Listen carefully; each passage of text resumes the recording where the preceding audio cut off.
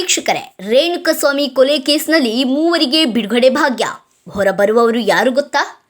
ರೇಣುಕಸ್ವಾಮಿ ಕೊಲೆ ಕೇಸ್ನಲ್ಲಿ ನಟ ದರ್ಶನ್, ನಟಿ ಪವಿತ್ರಾ ಗೌಡ ಸೇರಿದಂತೆ 17 ಮಂದಿ ಜೈಲು ಸೇರಿದ್ದಾರೆ.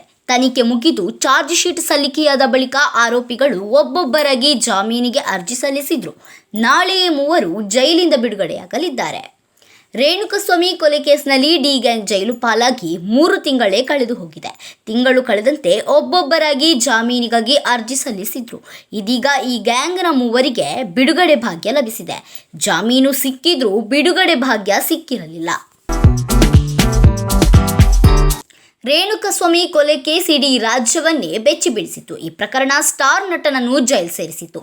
ದರ್ಶನ್ ಜೊತೆಗೆ ಗೆಳತಿ ಪವಿತ್ರಾ ಗೌಡ ಸೇರಿದಂತೆ 17 ಮಂದಿ ಬಂಧಿಯಾಗಿದ್ರು. ಇದೀಗ 3 ಆರೋಪಿಗಳು ಬಿಡುಗಡೆಯಾಗ್ತಾ ಇದ್ದಾರೆ. ಆರೋಪಿಗಳಾದ ಕಾರ್ತಿಕ್ ಅಲಿಯಾಸ್ ಕಪ್ಪೆ, ನಿಖಿಲ್ ನಾಯಕ್ ಹಾಗೂ ಕೇಶವಮೂರ್ತಿಗೆ ಜಾಮೀನು ಸಿಕ್ಕಿದೆ. ಸೆಪ್ಟೆಂಬರ್ 23ರಂದು 3 ಆರೋಪಿಗಳಿಗೆ ಜಾಮೀನು ಮಂಜೂರಾಗಿತ್ತು. ಜಾಮೀನು ಸಿಕ್ಕರೂ ಶ್ಯೂರಿಟಿ ಸಿಗದ ಹಿನ್ನೆಲೆ 3 ಆರೋಪಿಗಳಿಗೂ ಕೂಡ ಜೈಲಿನಲ್ಲಿಯೇ ಇದ್ದರು. ಇದೀಗ ಶ್ಯೂರಿಟಿ ಸಿಕ್ಕಿದ್ದು ಸೆಷನ್ ಕೋರ್ಟ್ನಲ್ಲಿ ಶ್ಯೂರಿಟಿ ಸ್ವೀಕಾರವಾಗಿದೆ.